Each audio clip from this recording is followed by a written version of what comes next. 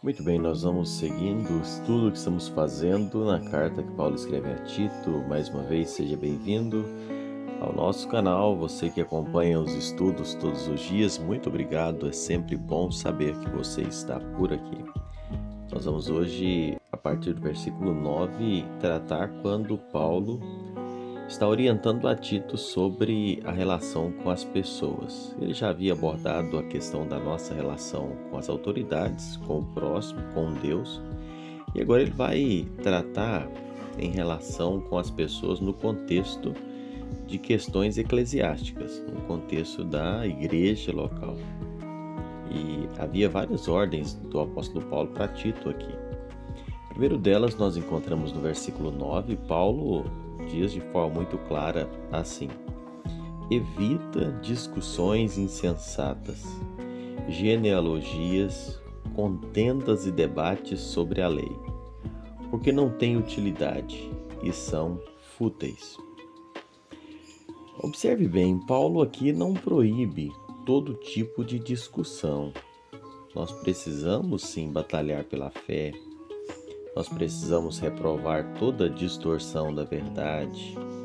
A apologética é uma real necessidade. Nós precisamos combater a heresia, precisamos defender a sã doutrina. Mas Paulo aqui condena aquela discussão fútil, sem proveito, aquilo que não tem implicação prática na vida espiritual das pessoas. Nós não podemos perder o foco, nos desviando da obra e gastar energia com coisas inúteis. É essa orientação em que muitas pessoas se perdem nisso. Muitas pessoas hoje perdem tempo ficar discutindo coisas sem proveito, batendo boca com coisas sem necessidade. Os rabinos judeus, eles passavam seu tempo, imagina só, eles passavam a maior parte do seu tempo construindo genealogias imaginárias dos personagens do Antigo Testamento. Os escribas, eles passavam intermináveis horas discutindo o que se podia e o que não podia fazer no sábado. Enfim, essas coisas deveriam ser evitadas pelos cristãos. Discutir é mais fácil do que praticar. Então tem gente que prefere discutir. Discutir é mais fácil do que viver a vida cristã. Então tem gente que prefere viver discutindo, caçando problemas, caçando ideias e não quer viver a vida cristã. Outra coisa que Paulo orienta aqui é para disciplinar as pessoas facciosas. Você vai ver no versículos 10 e 11. O apóstolo Paulo exorta o seguinte: evita o homem faccioso, depois de admoestá-lo primeira e segunda vez, pois sabes que tal pessoa está pervertida e vive pecando, e por si mesma está condenada. Desse termo faccioso, no seu original grego aqui, que traz a origem das palavras herege, herético e sectário. Tudo vem do mesmo original que foi traduzido para português de faccioso. Aqui o substantivo subjacente, ele tem o sentido de escola, um grupo de pessoas. Mas depois, negativamente, ele vai para partido, para seita. Quem escolhe arbitrária e autocraticamente algo especial para si, do todo da verdade, tira algo só do contexto e começa a arrastar discípulos atrás de si, é um sectário. Uma pessoa que pega algo, tira dali e começa a espalhar aquela ideia e tem um monte de gente seguindo ele. E um grupo, nós sabemos, uma igreja que separa assim, são uma seita. A gente conhece muito isso. Pessoas que estão por aí arrastando gente, estão dividindo, estão criando ideias, igrejas e movimentos, tirando textos fora de contextos e afirmando terem a verdade absoluta. Tito deveria evitar pessoas que gostam de criar partido dentro das igrejas, pessoas que ficam semeando heresia, discórdia. Irmãos, olha, nada machuca mais a igreja do que aqueles que se apartam da verdade. Aqueles que ficam criando um mal-estar, ferindo a comunhão, falando mal das pessoas, maculando a honra das pessoas. Isso machuca muito a igreja.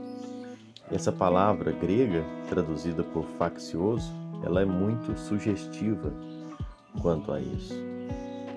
Nós precisamos compreender o plano de fundo dessa palavra, homem faccioso. E é interessante, irmãos, eu estou aqui com a palavra em grego, seu original, ela só ocorre aqui na Bíblia toda, o homem faccioso. Esse substantivo cognato aqui, ele é usado lá em Atos apenas com um significado neutro de partido, escola de pensamento. Isso está em Atos 5,17, falando dos saduceus. Em Atos 15,5, falando dos fariseus. E lá em Atos 24,5, falando dos cristãos. Sobre pensamentos. Eu estou falando da parte, não é, do substantivo cognato. Agora, homem faccioso, homem que pensa e faz as suas divisões, separação, vou trazer para um sentido pejorativo aqui, se fôssemos traduzir para um português literal, seria aquele que gosta de ficar fazendo panelinhas. É algo muito sério.